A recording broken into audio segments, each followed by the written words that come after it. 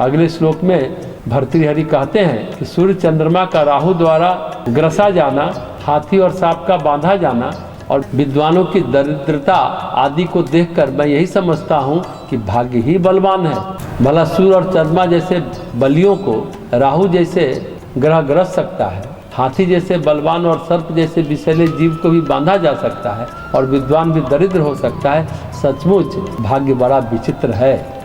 अगले श्लोक में कहते हैं, ब्रह्मा की कितनी बड़ी मूर्खता है कि वह गुणों के समस्त आकार और पृथ्वी के भूषण स्वरूप जिस पुरुष रत्न को उत्पन्न करता है उसी को थोड़ी देर में नष्ट होने वाला बना देता है, यानी क्षण भंगुर बना देता है। देहधारी में मनुष्य को सर्वश्रेष्ठ कहा गया है क्योंकि उसके पास बुद्धि है, विवेक है, फिर भी उसका जीवन क्षण भंगुर है।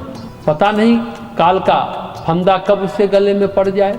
ब्रह्मा जी ने न जाने यह कैसा खेल खेला है, जिन्होंने रत्नों के खान के समान मनुष्य उत्पन्न किया और कब मौत आ जाए पता ही नहीं चलता, जीवन समाप्त हो जाता है। आगे कहते हैं, यदि करील वृक्ष में पत्ते न लगे तो इसमें बसंत ऋतु का क्या दोष, यदि दिन में उल्लू को न दिखाई दे तो इसमें सूर्य का क्या दोष। इन बातों को देखने से मालूम पड़ता है कि विधाता ने ललाट में पहले से जो लिख रखा है उसको कोई मिटा नहीं सकता। जो भाग्य में लिखा है वही होकर रहता है, इसे टालने का सामर्थ्य किसी में नहीं है।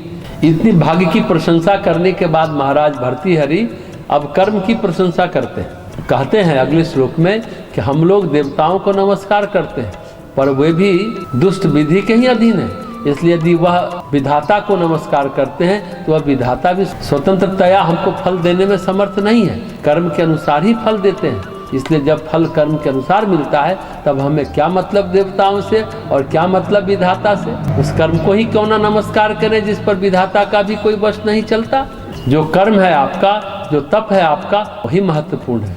हम गोलमोल घूमते रहते हैं भाग्यवश, इसलिए भर्तृहरि कहते हैं कि एक बार कर्म तो करो।